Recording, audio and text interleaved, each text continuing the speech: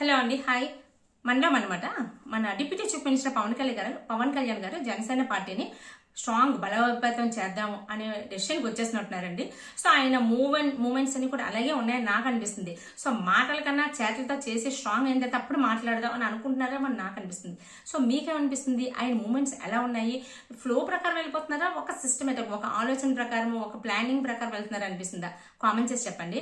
So నాకెందుకు ఇలా అనిపించింది, రీజన్స్ ఏంటి? అందులో పిఠాపురం వర్మ గారు ఒక రీజన్ అయితే నాగేంద్ర బాబు గారు ఇంకొక రీజను. సో ఇలా 2-3 రీజన్స్ ఉన్నాయి. అవి ఏంటో నేను మీకు చెప్తాను.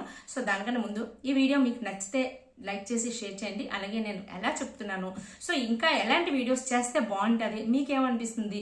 సో నా ఛానల్లో ఇలాంటి వీడియోస్ వస్తే బాగుంటాయి అని మీకు అనిపిస్తుంది కదా, అవి ఏంటో కొంచెం నాకు మీరు కామెంట్ చేసి చెప్పండి. అలాగే వీడియో మీకు నచ్చితే లైక్ చేసి షేర్ చేయండి. ఛానల్ సబ్స్క్రైబ్ చేసుకోవడం అస్సలు మర్చిపోదు.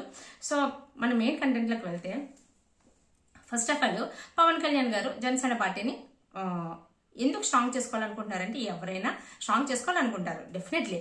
అయితే దీనికన్నా ముందు మనకి ఇంతకుముందు డిప్యూటీ చీఫ్ మినిస్టర్ డిస్కషన్ అయింది కదా, లోకేష్ గారు డిప్యూటీ చీఫ్ మినిస్టర్ అవ్వాలని చాలా మంది మాట్లాడారు. ఎవరు మహాసేన రాజేష్ మాట్లాడారు, ఏబిఎన్ మాట్లాడారు, చాలా మంది, చాలా పెద్ద పెద్ద లీడర్స్, పిఠాపురం వర్మ గారు కూడా మాట్లాడారు. సో ఎందుకు అవ్వకూడదు, అవ్వాలి కదా అని చెప్పేసి మాట్లాడారు. తర్వాత దీనికి సంబంధించి వాళ్ళు ఎలక్షన్కి సంబంధించి ఒక ట్వీట్ చేయడం, మళ్ళీ ఆ ట్వీట్ని డిలీట్ చేయడం వర్మ గారు, ఇలాంటివన్నీ చేశారు. సో వర్మ గారు పవన్ కళ్యాణ్ గారి గురించి ఏంటి అని చేశారో మనందరికీ తెలిసిన విషయమే. అంటే ఆయన పోటీ చేయవలసిన సీట్ని పవన్ కళ్యాణ్ ఆ ప్లేస్ నుంచి పిఠాపురం నుంచి పోటీ చేస్తా అన్నారు కాబట్టి ఆయన డ్రాప్ అయిపోయి పవన్ కళ్యాణ్ గారికి ఇచ్చేశారు. సో ఇవ్వడంతో పాటు పవన్ కళ్యాణ్ గారు గెలవడానికి క్యాంపెయిన్ చేయడం, ప్రతి ఊర్లో అందరికీ చెప్పడం, సో గెలవడానికి చాలా ప్రయత్నం చేశారు. సో తన వంతు సహాయము చాలా చేశారు. సో అయితే ఆయన గెలిచేసిన తర్వాత ఆయన కొన్ని సీట్స్ ఎక్స్పెక్ట్ చేశారు. వాళ్ళన్న ప్లేస్లో ఎక్కడైనా తనకు సీట్ ఇస్తారేమో అని ఎక్స్పెక్ట్ చేశారు. ఎక్కడ ఇవ్వకపోతే అదో కొంచెం డిసప్పాయింట్మెంట్. ఇంకొకటి ఏంటంటే, పవన్ కళ్యాణ్ గారు గెలిచిన తర్వాత తనని కొంచెం దూరం పెడుతున్నారు అనే ఫీలింగ్ తనకు వచ్చింది. సో అందుకనే లోకేష్ని డిప్యూటీ చీఫ్ మినిస్టర్ చేయాలన్నా, లేదంటే ట్వీట్ చేయడం కానీ, ఇవన్నిటి అర్థం అదే అనమాట. అయితే ఇక్కడ పవన్ కళ్యాణ్ గారు ఆ రోజు అప్పుడు అంతమంది డిప్యూటీ చీఫ్ మినిస్టర్ లొకేషన్ చేయాలని, మా ఫ్యూచర్ లీడర్ లోకేష్ అని రకరకాలుగా అన్నప్పుడు కూడా పవన్ కళ్యాణ్ ఏం మాట్లాడలేదు. అప్పుడు మనం అందరం కూడా అనుకున్నాం, ఏంటి ఇంత మౌనం, దేనికోసం? ఎక్కడైనా బరస్ట్ అవ్వబోతున్నారా, లేకపోతే ఏంటి? సో ఏంటి, దీనికి సమాధానం చెప్పాలి కదా అని అందరం అనుకున్నాం. అయితే దాని అంతటికి సమాధానం కింద మొన్న అసెంబ్లీలో మాలో చాలా మిస్అండర్స్టాండింగ్ ఉంటాయి, మాదంతా కుటుంబం, కింద పడతాం మీద పడతాం, కానీ 15 సంవత్సరాలు కలిసే ఉంటాం అని చెప్పి ఆయన అక్కడ అఫీషియల్గా చెప్పేశారు. అయితే కానీ ఆయన చేయవలసిన మూమెంట్స్ అన్ని కూడా ఆయన చేసుకుంటూ వెళ్ళిపోతున్నారు. ఎందుకంటే జనసేన పార్టీ ఈ 4-5 సంవత్సరాలు ఖచ్చితంగా స్ట్రాంగ్ అవ్వాలి. నెక్స్ట్ ఎలక్షన్స్ కల్లా ఇంకా 21 సీట్స్తో ఉండిపోరు కదా.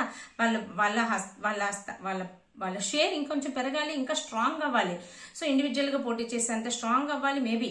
సో దాని గురించి వాళ్ళ ప్రయత్నాలు చేసుకుంటూ వెళ్ళిపోతున్నారు సైలెంట్గా అని నాకు అనిపిస్తుంది. ఎందుకంటే రీసెంట్గానే పెండెం దొరబాబు, అతను ఎవరు, వైఎస్ఆర్సీపీ మాజీ ఎమ్మెల్యే, 2019లో పిఠాపురం అన్నమాట. 2019లోనూ గెలిచారు. 2024లో అయితే ఆయన పోటీ చేయలే, కానీ మాస్ లీడరు, చాలా మంచి పట్టుంది పిఠాపురం దాంట్లోనే. అయితే అప్పుడేంటి 2024లో పోటీ చేస్తానంటే జగన్ ఏం చేశారు, అప్పటి చీఫ్ మినిస్టర్ జగన్ వంగ గీతకి ఇచ్చేశారు అనమాట. సో వంగ గీత నుంచి అయితే పవన్ కళ్యాణ్ గెలవడం చాలా కష్టం అని చెప్పేసి ఆమెకి ఇచ్చారు. ఆ తర్వాత ఆయన చాలా డిసప్పాయింట్ అయ్యారు. ఆ తర్వాత ఏమో అతను లాస్ట్ ఇయర్ ఆగస్టు సెప్టెంబర్లోనే వైఎస్ఆర్సీపీ నుంచి బయటకు వచ్చేస్తారు. ఇలాంటివన్నీ చాలా జరిగాయి. అయితే ఇప్పుడు రీసెంట్గా ఆయన జనసేన పార్టీలో కలవబోతున్నట్టుగా చెప్పడం, పవన్ కళ్యాణ్ గారు యాక్సెప్ట్ చేయడం, అన్నీ జరిగిపోయాయి. సో ఇప్పుడు మార్చి 9న ఆయన గ్రూప్ అంటే ఆయన అనుచరులు అందరూ కలిపి మార్చి 9న జాయిన్ అవబోతున్నారు. సో ఎక్కడ జనసేన పార్టీలో. సో ఇప్పుడు టీడీపీ అక్కడ వర్మ లాంటి వాళ్ళు మాట్లాడే ఛాన్స్ కొంచెం తగ్గుతుంది అక్కడ. ఎందుకంటే అక్కడ ఇతను కూడా చాలా పెద్ద లీడరు. సో వర్మ లాంటి వాళ్ళు మాట్లాడే ఛాన్స్ తగ్గుతుంది. ఇంకొకటి, అక్కడ పిఠాపురం బేస్లోని తను పవన్ కళ్యాణ్ ఉన్నా లేకపోయినా సరే అక్కడ జనసేన పార్టీ మనుగడకి కానీ, జనసేన పార్టీ వీక్ అవ్వడానికి కానీ, వీక్ అయ్యే ఛాన్సెస్ చాలా చాలా తక్కువ. ఆ విధంగా స్ట్రాంగ్ చేసుకుంటున్నారు. సో ఇదొక పాయింట్. సో ఆ విధంగా చూసుకుంటే ఇది. దీని తర్వాత ఇప్పుడు ఎమ్మెల్సీ సీట్స్ వస్తున్నాయి కదా, నాగేంద్ర బాబుకి ఇప్పుడు ఎమ్మెల్సీ సీట్స్ 5 సీట్స్ ఖాళీ అవుతున్నాయి కదండి. కొంతమంది చాలా మంది పదవి కాలం అయిపోతుంది. సో ఆ విధంగా 5 సీట్లు ఖాళీ వస్తున్నాయి. అయితే మామూలుగా అయితే మొన్న గవర్నమెంట్ ఫామ్ అయిన తర్వాత నాగేంద్రబాబుకి మంత్రి పదవి ఇస్తా అన్నారు ముందు. సో తర్వాత ఏంటి, ఈ డిస్కషన్స్లో అన్నింటిలో చూసుకొని నాగేంద్రబాబుకి ఇప్పుడు మంత్రి పదవి ఇవ్వట్లేదు. సో పవన్ కళ్యాణ్ చెప్పారు ఇప్పుడు ఇవ్వట్లేదు అన్నికే, తర్వాత నెక్స్ట్ మార్చిలో ఎమ్మెల్సీ ఎలక్షన్స్ అవుతాయి కదా, ఆ టైంలోనే కొంతమంది వస్తున్నప్పుడు అందులో అన్నయ్యకి ఒక సీట్ కన్ఫర్మ్ అని చెప్పారు అప్పుడు. సో దాన్ని రీసెంట్గా కూడా వాళ్ళు కన్ఫర్మ్ చేశారు. అయితే ఏ మంత్రి పదవి ఇస్తారు, ఏ కేటగిరీ ఇస్తారు అనేది మాత్రం చంద్రబాబు నాయుడు డెసిషన్ తీసుకుంటారంట. సో దానికి పవన్ కళ్యాణ్ ఓకే అన్నారు. ఎమ్మెల్సీ ఇచ్చిన తర్వాత ఆయన మంత్రి పదవి ఇస్తారు. సో ఇది నాగేంద్రబాబు వాళ్ళ అన్నయ్య పవన్ కళ్యాణ్ అన్నయ్య ఒకసారి అతను జనసేనలోకి వచ్చి అంటే అఫీషియల్గా యాక్టివ్గా ఉన్నప్పుడు ఆయన ఎంత స్ట్రాంగ్, పవన్ కళ్యాణ్కి ఎంత బ్యాక్ బోన్ సపోర్ట్ అనేది మనందరికీ తెలుసు.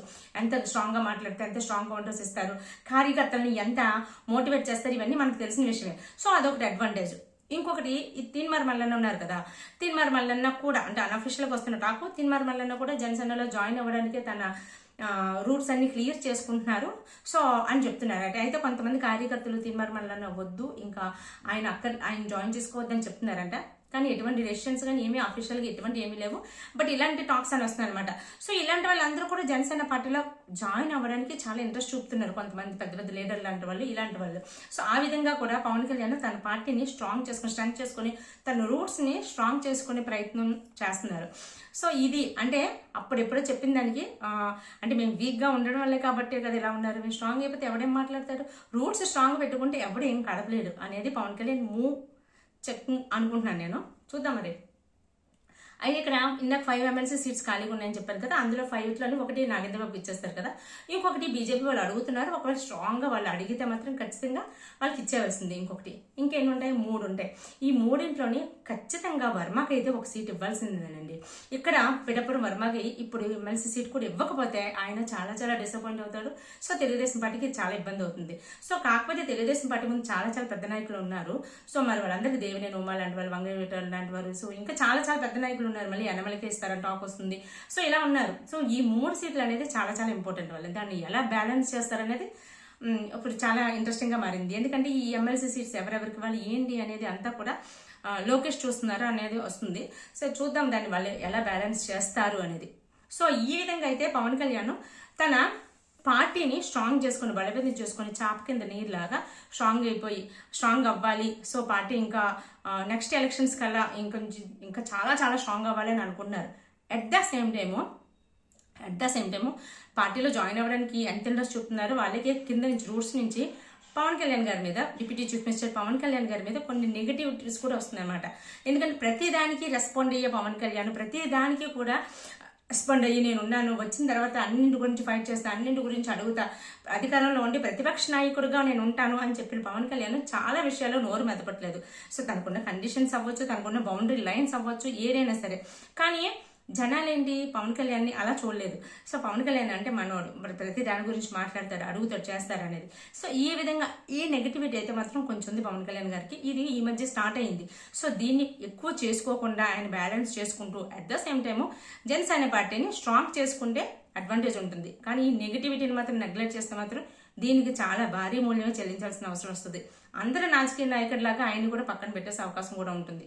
పక్కన పెట్టేయడం ఇన్ ద సెన్స్ ఆయన కూడా స్పెషల్గా మనకి ఏం చేయరు, ఆయన మరి స్పెషల్గా మన కోసం ఏమి ఫైట్ చేయరు అన్న సిచ్యువేషన్ తీసుకురాకూడదు. సో ఆయన వచ్చారు అంటే ఒక స్పెషల్, ఆయన వచ్చారు అంటే మన కోసం ఏదో చేస్తారు, మన కోసం ఖచ్చితంగా ఫైట్ చేస్తున్నారు అన్నది రావాలి.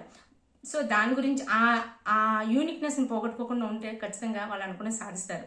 సో ఇది నాకు జనరల్గా నాకు ఓవరాల్గా అనిపించిందండి. సో మీకేమనిపించింది కామెంట్ చేసి చెప్పండి. అలాగే మీ అభిప్రాయం ఏంటో కామెంట్ చేయండి. సో ఓవరాల్ వీడియో ఎలా ఉంది అది కూడా కామెంట్ చేసి చెప్పండి.